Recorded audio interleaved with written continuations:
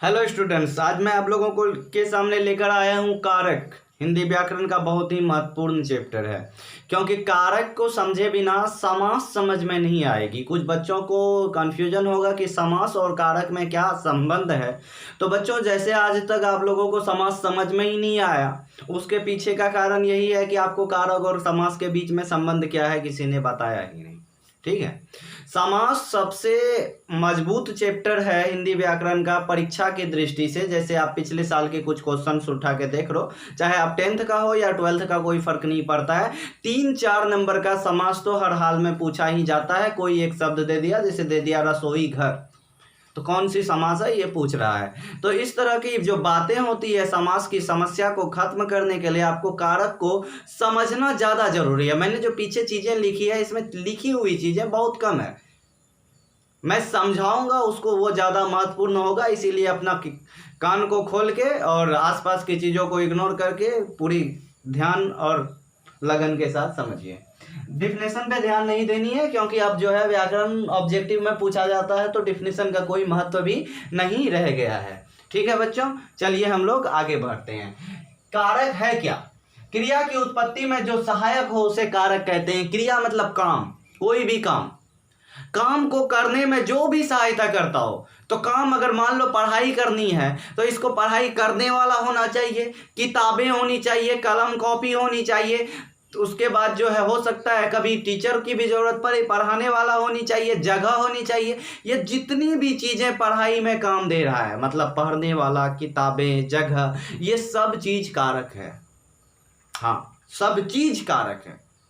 कोई भी काम में अगर मान लीजिए किसी को जो है धान रोपनी है, तो धान रोपने में क्या चाहिए? धान रोपने वाला होना चाहिए, धान का पौधा होनी चाहिए, बीज होनी चाहिए, खेत होना चाहिए। ये सारा चीज क्या हो जाएगा? कारक। तो मतलब चाहे आप कोई भी काम करने जा रहे हो, उस काम को करने में जो भी आपका सहायता करता है, क्रिया को उत्पत्ति करने में, क्रिया को संपादित करने में जो भी सहायता कर रहा है, वो सारी चीजें कारक है। तो क्रिया की उत्पत्ति में जो सहायक हो उसे क्या कहते हैं? कारक कहते हैं। यहां तक बातें समझ में आ गई होगी बच्चों। देखो, कारक के 8 भेद हैं। कितने भेद हैं? 8 भेद। पहला है कर्ता, मतलब अभी बोले जैसे पढ़ाई करनी है तो पढ़ाई करने वाला तो होना चाहिए ना। तो क्या होगा? कर्ता। कर्ता क्या हो गया तुम्हारा? पहला कारक, मतलब करने वाला, क्रिया को करने वाला, क्रिया को संपादित करने वाले को कर्ता कहते हैं। जैसे राम पढ़ता है, तो पढ़ने का काम यहाँ कौन कर रहा है? राम ना, राम कर्ता हो गया। अब इसके पहचानने की जो तरीका है बच्चों, उसको विशेष तौर पे देखोगे और लिखोगे आप लोग। चिन्ह, यानी कर्ता कारक के चिन्ह क्या है? इसमें 2 चिन्ह लिखे हुए हैं, मैं ने और शून्य।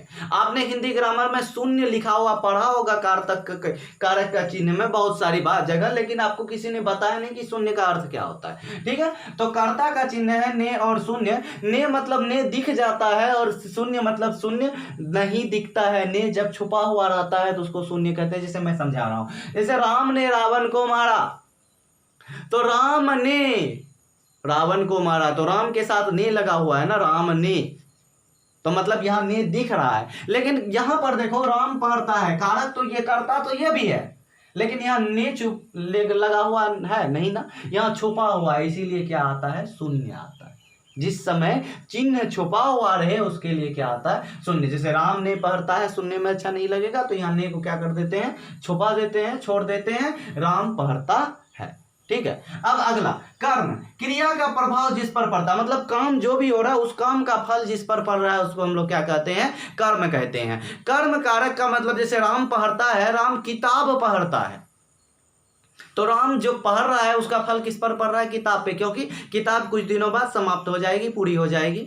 जैसे राम आम खाता है, तो खाने का फल किस पर पड़ रहा है? आम पर, आम खत्म हो जाएगा। जैसे अगर हम बोलें कि मोहन जो है मोहन राधा को पीट रहा है, तो ये पिटाई का फल किस पर पड़ रहा है? राधा पर, क्योंकि चोट किसे लग रही है? राधा को। तो इस तरह से आप देख पा रहे हो कि काम का फल जिस पर पड़ रहा है, आम खत्म हो जाएगी, किताबें पूरी हो जाएगी, राधा को चोट लग रहा है, मतलब क्रिया जो भी हो रही उसका प्रभाव जिस पर पड़ रहा है, उस क्रिया का फल जिस पर पड़ रहा है, उसे हम लोग क्या कहते हैं? कर्म कारक कहते हैं। इसका भी 2 चिन्ह है, को और शून्य। जैसे यहाँ पर देखो, लिखे हुए क्या है, दो चिन्ह है ना, एक को एक शून्य। देखो कर्म कारक में जैसे सीता फल काटती है तो मतलब फल काटती है, तो अर्थात क्या हुआ, फल को काटती है ना, तो को यहाँ छुपा हुआ है, को लिखे हुए नहीं है। जैसे अगर बोलते कि सुरेश महेश को मारता है, तो इस सेंटेंस में को दिख गया, सुरेश महेश को मारता है, को है ना।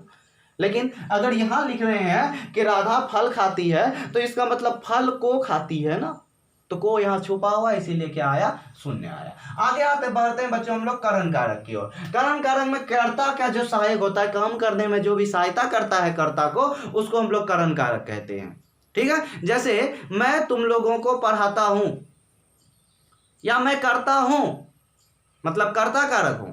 लेकिन अब जब बात करेंगे कि मैं मार्कर से पढ़ाता हूं, तो इसमें मेरे पढ़ाने के कार्य में कौन सहायता किया, मार्कर ना, तो ये क्या हो जाएगा, करण कारक। करण कारक का चिन्ह देखो से होता है, जैसे मार्कर से पढ़ाता हूं।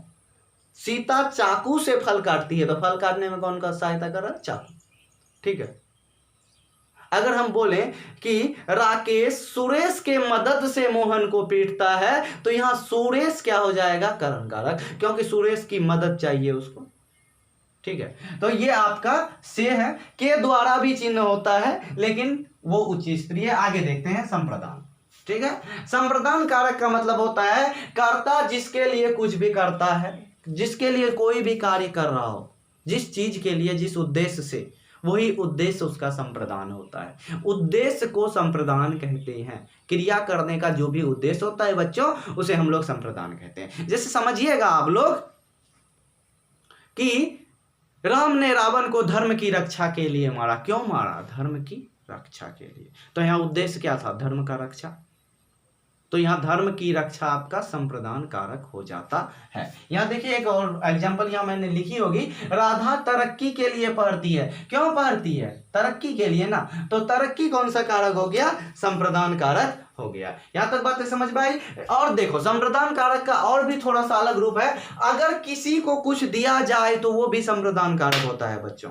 जैसे अगर बोले राधा मोहन को लड्डू देती है, तो किसको दे रही है, मोहन को ना। यहां संप्रदान कारक होगा, चिन्ह को होगा, लेकिन उसको को चिन्ह वाले को अभी मैंने कर्म कारक कहा है। कर्म नहीं समझना है आपको, देना ध्यान देना है कि कहीं कुछ दिया तो नहीं जा रहा है। जैसे मैं बच्चों को मिठाइयां दे रहा हूं, किसको दे रहा हूं, बच्चों को ना, तो यहां बच्चों संप्रदान कारक होगा। दो चीजें हैं, किसी के लिए अगर कुछ किया जाए या किसी को कुछ दिया जाए, उसे संप्रदान कारक कहते हैं। ठीक है, जैसे मैं सुकून के लिए पढ़ाता हूं। क्यों पढ़ा रहा हूं, सुकून के लिए,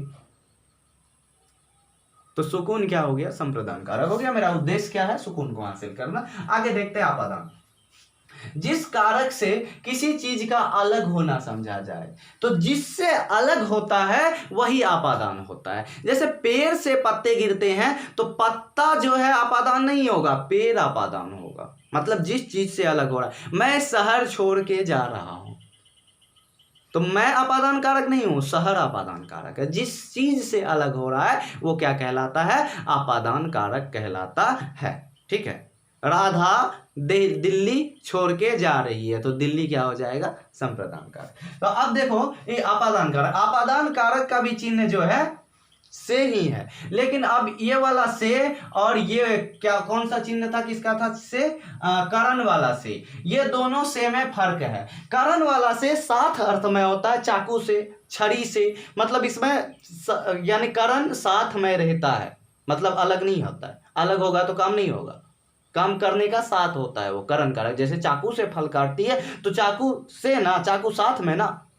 लेकिन यहां आपादान वाला से ये अलग होने के अर्थ में है, जुदा होने के अर्थ में, विदा होने के अर्थ में। तो ये दोनों से में फर्क है, आपादान अलग के अर्थ में जबकि करण साथ के अर्थ में। अगला आता है संप्रदान का संबंध कारक। संबंध मतलब रिश्ता बच्चों। ठीक है, तो रिश्ता बताने वाले कारक को संबंध कारक कहते हैं। जैसे मेरा भाई, मेरा, मैं के साथ क्या लगा, रा ना, ये रा क्या है, संबंध कारक का चिन्ह है। मेरी बहन, री के साथ क्या लगा, मे के साथ री ना, री भी क्या हो गया, चिन्ह हो गया। हमारा दोस्त, हमारा, हम के साथ क्या लगा, रा, तो रा भी क्या हो गया, चिन्ह हो गया, किसका, संबंध कारक का। जैसे अगर बोले राम की दोस्त, राम की दोस्त ना, की लगा ना, तो ये देखो संबंध मतलब हो जाता है, संबंध कारक का चिन्ह है का, के, की, रा, रे, री। रा, रे, री आप लोगों को पहले समझ में नहीं आया होगा, आप समझा दिया ना, हमारा, तुम्हारा, मेरा, इसका का, के, की, इसका, उसका, जैसे उसकी माँ, तो की आया ना चिन्ह, ठीक है। तो अब आगे देखते हैं अधिकरण। अधिकरण मतलब क्रिया का आधार, जहां काम हो रहा है। मैंने पहले भी बताया जगह चाहिए, जो पढ़ते हैं तो पढ़ने के लिए जगह चाहिए, पहला एग्जांपल में वो अधिकरण कारक होता है। जैसे किताब टेबल पर रखी हुई है, तो टेबल, किताब का आधार क्या है, टेबल ना, तो वो क्या हो गया, अधिकरण कारक। मैं सड़क पर दौड़ता हूँ, मेरा जो दौड़ने का आधार क्या हो गया, सड़क, क्रिया का जो आधार हो गया क्या हो गया, सड़क। तो ये मैं और पर होता है। जैसे अगर बोले बिस्किट फ्रिज में रखी हुई है, तो मैं, फ्रिज में, ठीक है। तो अगर मैं और पर, इसका क्या है, अधिकरण कारक का चिन्ह। अगला है संबोधन बच्चों। संबोधन कारक बहुत आसान है, किसी को बुलाना या पुकारना समझा जाए, किसी को बुला रहे हैं, आवाज दे रहे हैं, संबोधित कर रहे हैं, हे राम, सुनो श्याम, तो इस तरह हे, अरे, सुनो, ये संबोधन कारक का चिन्ह हो जाएगा। तो आज के लिए इतना ही बच्चों, बहुत ही जल्द मिलते हैं नेक्स्ट वीडियो में। धन्यवाद।